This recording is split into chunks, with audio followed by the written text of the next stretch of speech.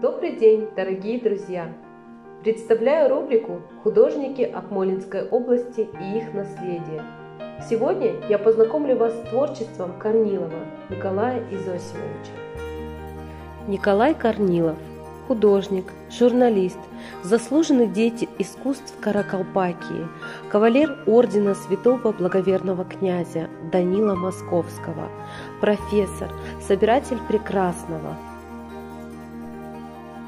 Николай Изосимович был заметной фигурой в художественной жизни Москвы конца XX – начала XXI века.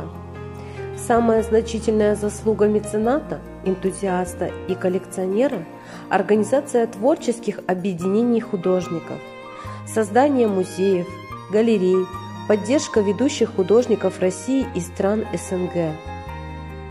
Постоянное общение Корнилова с художниками, поэтами, композиторами, исполнителями и людьми культурной сферы стало основной для создания в 1988 году Международной ассоциации искусства народов мира и галереи Никор.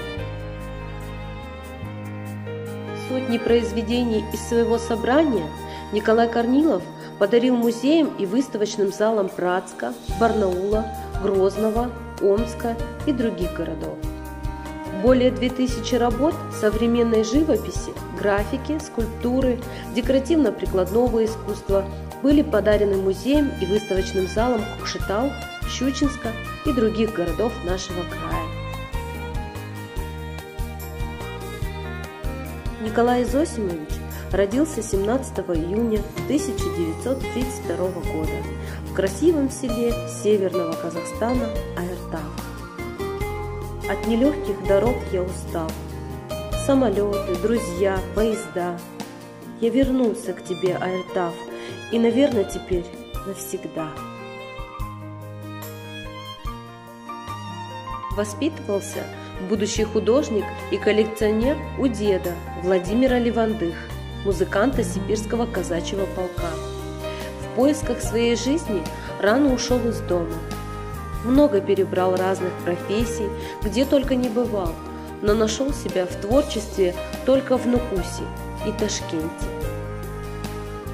Именно в Каракалпакии он серьезно занялся творчеством и собирательством. Это случилось благодаря знакомству Корнилова с Игорем Витальевичем Савицким, основателем музея авангарда в Нукусе, ныне широко известным во всем мире и названным его именем. С этюдником и блокнотом журналиста Николай Корнилов изъездил всю республику. Сделано было огромное количество рисунков, украсивших его книги «Есть такой край», «Моя Каракалпакия», «Земля и люди», «Жемчуг Приоравии». В дальнейшем, уже в Москве, яркие впечатления от увиденного в Каракалпакии на многие годы стали для художника источником создания больших программных произведений.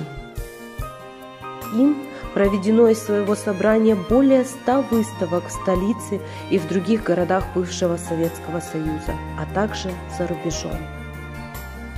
В 1997 году по инициативе Николая Корнилова был открыт необычный, пожалуй, самый единственный в России художественный музей петуха в городе Петушки Владимирской области. Предыстория основания музея такова.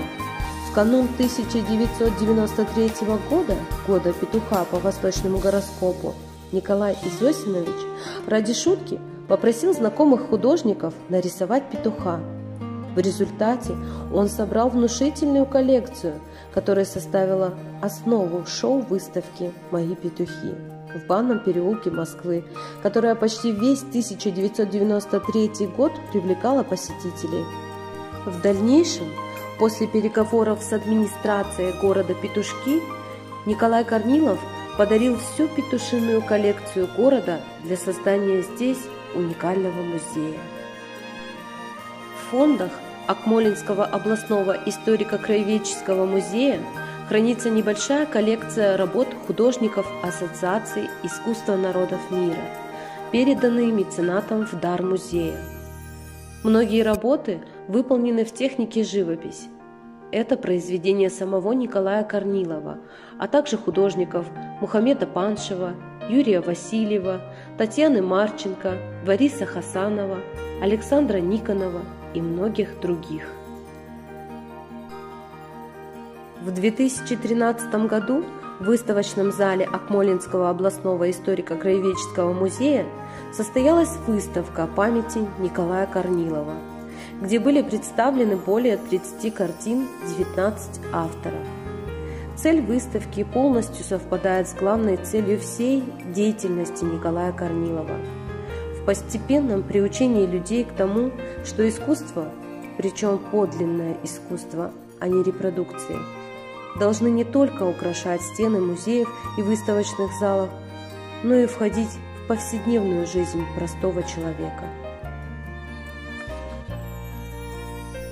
Николай Зосимович обладал огромным талантом от Бога – любить людей и быть верным своему народу. Поэтому его называли гражданином мира.